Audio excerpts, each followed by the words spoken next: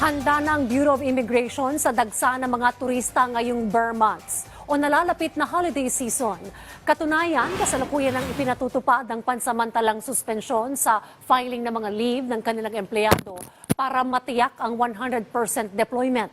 Sa Disyembre naman, katuwang ang Airport Authority, nakahanda ang karagdagang counters para maiwasan ang congestion sa mga paliparan. Kinumpirma naman ng BI na operational na rin ang Philippine Electronic Visa sa mga konsulado at embahada ng bansa. Makatutulong nila ito para mabawasan ang abala sa proseso na dinaraanan ng mga turistang papuntang Pilipinas. Samantala, nanawagan naman ang BI sa mga biyahero na sumunod sa required documents. Po sa ating mga kababayan, ang immigration po ay nagpapatupad. Ayon po ito sa Implementing Rules and Regulation ng Anti-Trafficking Act of 2012 na kung saan ang immigration ay inaatasan mag-implement ng strict departure policy.